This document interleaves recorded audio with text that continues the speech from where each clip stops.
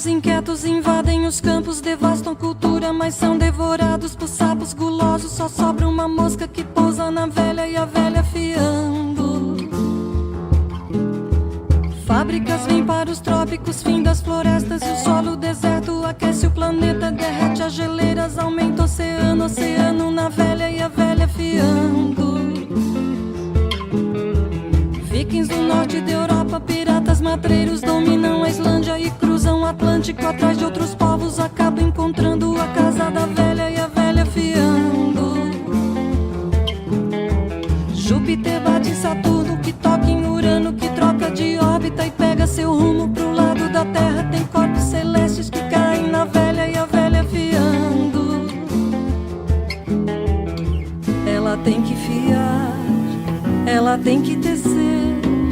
Não dá pra confiar que amanhã vai amanhecer. Tem que tentar, até onde der, até onde sonha uma mulher. Enquanto ainda puder, vive a trançar, fio por fio, e a desfiar, noites a fio. Volta a trançar seu desafio, tecer a melhor teia, admirável, interminável véu. Tem sido o que ela faz, tecer o que viveu, uma odisseia que não volta mais. Tecido é o que ela faz.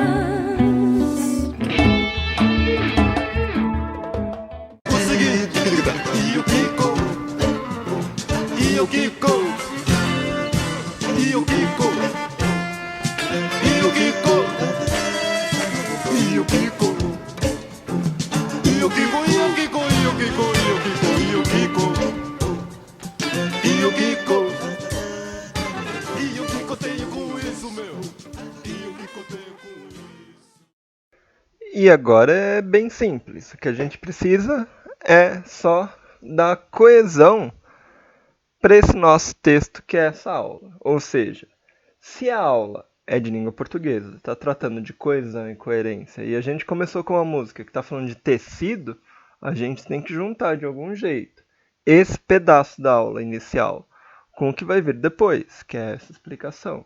Ou seja, quando a gente junta, como vimos na aula, um pedaço de um texto com qualquer outro pedaço, pode ser uma palavra com a outra, um parágrafo com o outro, a gente está trabalhando não com a coerência, mas é com a coesão. Porque a coesão nada mais é do que a junção das partes de um texto. Ou seja, para essa nossa aula não ficar incoerente, a gente vai... Incoerente é o quê? Eu prometi uma coisa, aula de coesão e coerência. De repente a música está falando de tecido. Aparentemente. Se eu não estabeleço uma relação, uma ligação, que eu acho que é a palavra fundamental na aula de hoje, entre o tecido e o texto, fica aí uma contradição no ar.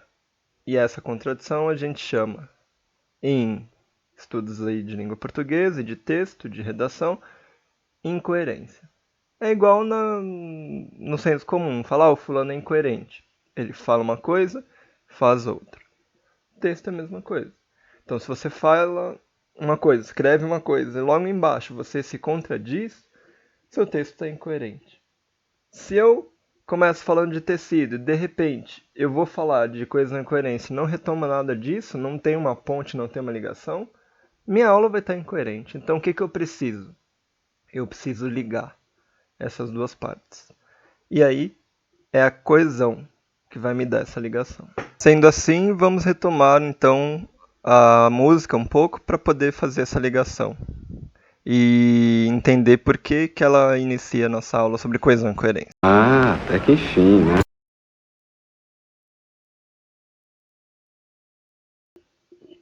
Em primeiro lugar, é importante saber que a palavra texto ela vem do latim e ela surge com a mesma raiz ali da palavra tecido. Então elas têm um nascimento ali próximo, elas têm essa relação. E quando a gente está pensando em escrever um texto, a gente pode fazer ainda hoje essa aproximação com o trabalho manual de quem fabrica um tecido. Então, quando a pessoa está ali no tear, ou numa máquina de costura, imagina, fabricando uma camisa, ou uma calça, ou qualquer peça de roupa. Se ela usa uma linha aqui e a outra muito longe, ou de uma maneira sem muita lógica, sem uma ligação próxima de um fio com o outro, esse pano, esse tecido vai ficar defeituoso.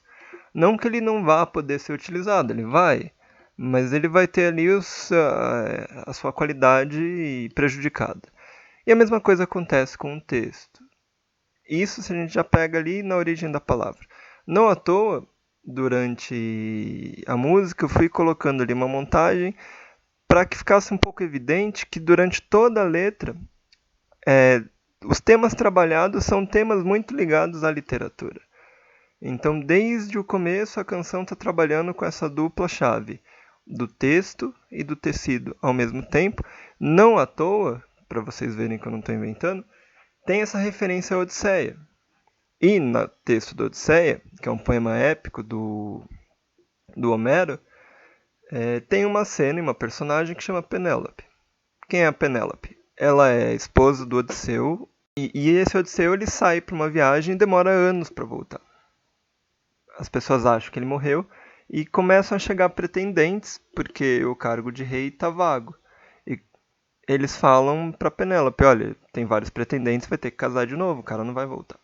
Ela fala, não, tudo bem. E ela acredita que ele vai voltar. Então eu vou tecer uma túnica, um tecido aqui, um pano, um véu.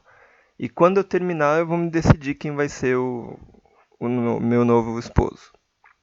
Só que ela faz uma coisa que é meio uma estratégia para que isso nunca aconteça e para que dê tempo dela esperar o marido dela voltar. Ela faz o tecido de dia e desfia à noite. E aí, de novo, para vocês verem como os dois termos estão muito ligados. A palavra trama, tramar. Tramar é costurar.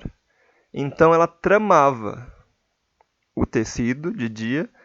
E o outro sentido que a palavra trama ganha é justamente isso. É você planejar alguma coisa para prejudicar alguém ou para fazer alguma coisa teoricamente errada. Então ela estava tramando também um plano para que os pretendentes todos fracassassem e ela conseguisse esperar o marido. Então tem sempre um jogo duplo dessas palavras que surgem, de tecido e de texto. E se a gente faz esse paralelo, é fácil entender aí então qual é a definição de coesão e qual a diferença de coesão para coerência. Então a coesão é basicamente esse trabalho, esse esforço de uma pessoa que está ali no tear fazendo um tecido. É você deixar as partes do texto alinhadas, costuradas de uma maneira que seu texto não vai ficar deixando um buraco ali. Se o seu texto falta coesão, não é que ele vai ficar totalmente sem sentido, que ele não vai funcionar. Só que quanto melhor ele tiver costurado, quanto mais as partes estiverem integradas, a gente pode dizer que assim como um tecido vai ter uma qualidade melhor, o seu texto também. Pela coesão, quando as partes estão bem alinhavadas. Outra forma que é bastante concreta de entender o que seria essa coesão, que eu gosto bastante, em gramática a gente fala que um dos principais elementos de coesão dos textos são os conectivos. E eu gosto muito de comparar com o encanamento. Então tem lá, e para que trazer para a concretude da vida real? Porque geralmente coesão e coerência são duas coisas que a gente lê ali na correção da redação e fica sem saber muito o que é, porque acaba virando tão batido que a gente acaba misturando as duas coisas, porque sim, elas estão muito intimamente relacionadas, e acaba se perdendo no real significado delas. Então, trazendo assim para a vida concreta, com exemplos de coisas do dia a dia, eu acho que fica mais fácil da gente visualizar o que seria isso, para poder trabalhar no texto, que o texto, querendo ou não, é uma coisa concreta também. Então, imaginem, existem os conectivos que a gente já viu em aula, e aqui eu vou falar por cima, depois tem os slides que vocês já receberam, mas eu vou colocar no site, no educacional. e vocês vão ter lá detalhadamente. Mas, de uma maneira geral, comparei com as conexões dos canos, dos encanamentos. Então você tem um cano na horizontal e um na vertical. E vai passar água nesses canos. A água não vai adivinhar, nossa, eu tenho que entrar naquele buraco ali em cima. Então eu vou fazer um desvio, vou contar com a ajuda do vento e na hora que o vento bater eu vou entrar ali naquele buraco. Não. Se você não ajudar a física e as leis da natureza, essa água nunca vai entrar no buraco onde você quer, só porque você quer. Então você precisa fazer o quê?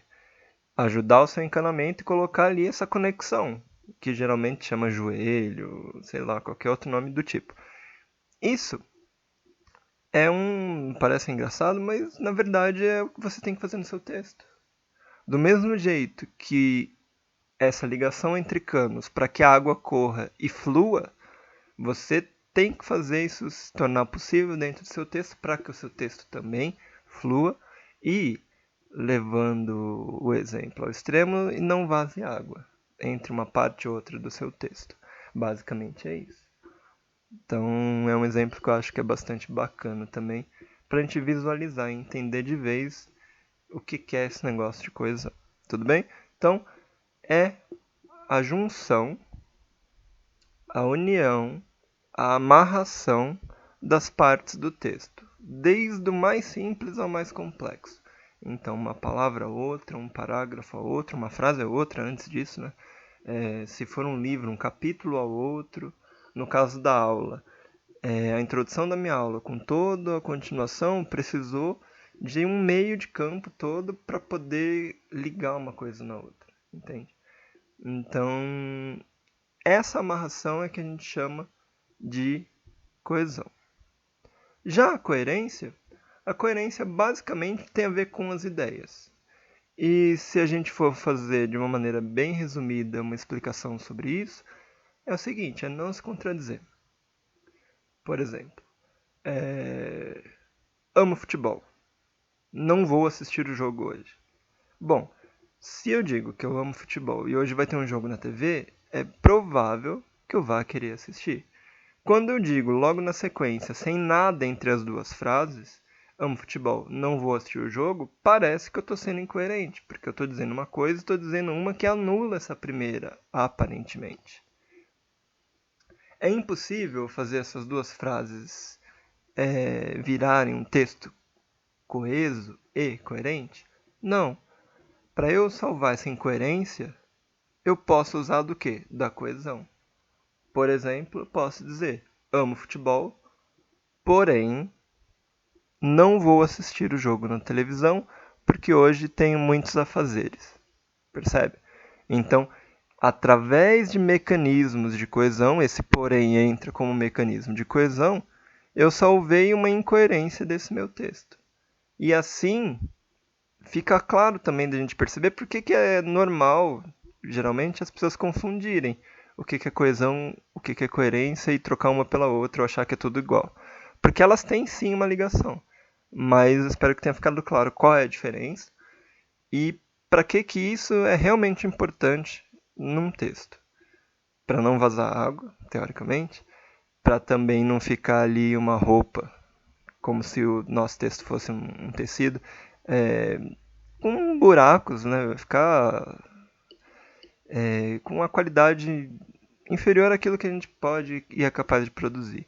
Ou seja, tentar fazer um texto mais alinhadinho possível para que o nosso leitor consiga extrair daquele texto o máximo de informação que ele puder e que ele possa aproveitar o máximo do nosso esforço, do esforço que a gente dedicou àquele texto.